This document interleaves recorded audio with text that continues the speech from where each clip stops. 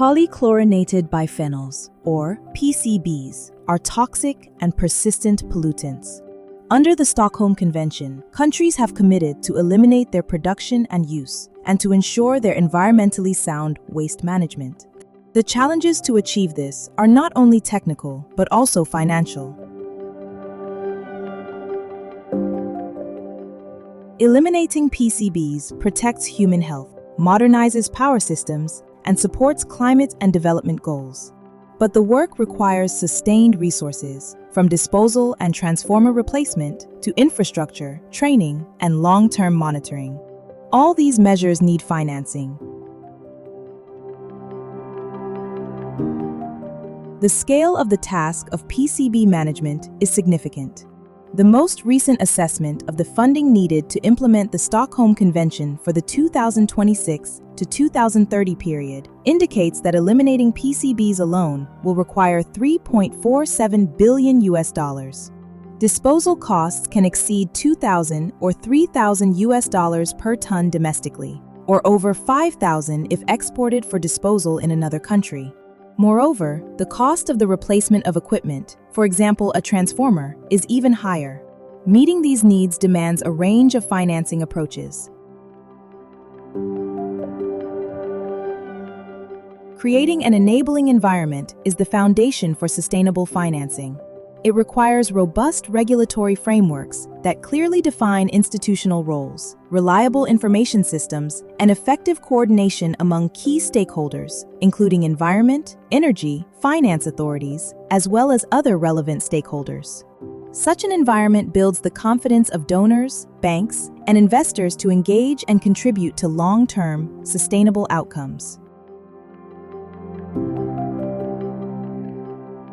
Multiple actors play key roles in financing PCB elimination. For example, the BRS Secretariat facilitates coordination and supports the implementation of international commitments.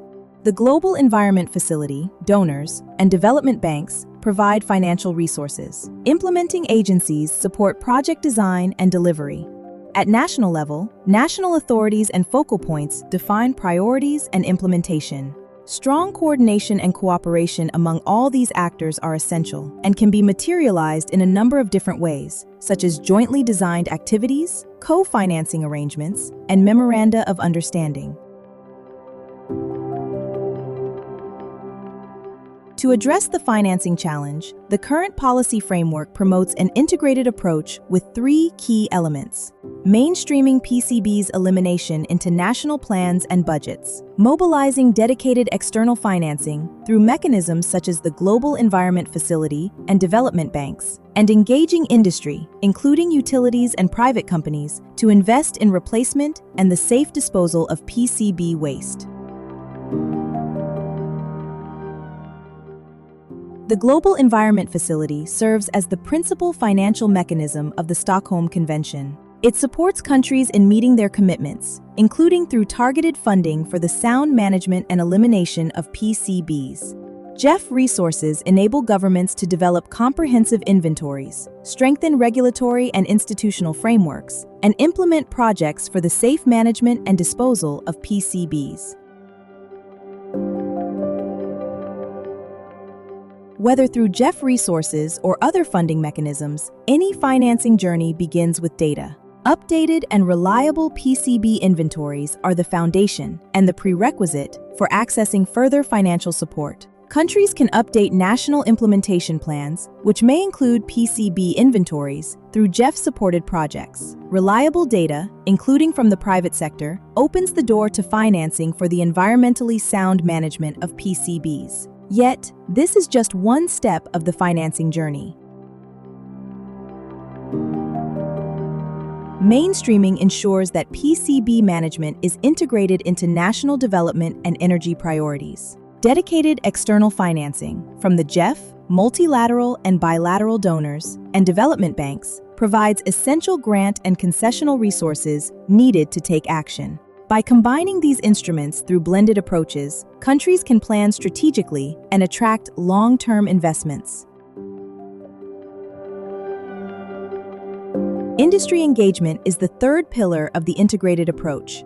Many PCB-containing equipment, such as transformers, capacitors, switches, and other electrical equipment, remain in use. That is why joint efforts across sectors, including energy and finance, are so important. By integrating the replacement of PCB-containing equipment into grid modernization and electrification projects, countries can align environmental and energy objectives. Blended models can combine grants for disposal with concessional loans or guarantees for the replacement of the equipments, delivering modernized sectors with cleaner power and safer workplaces. Eliminating PCBs is possible. With reliable data, clear incentives, and strong partnerships, financing pathways can lead to a PCB-free future.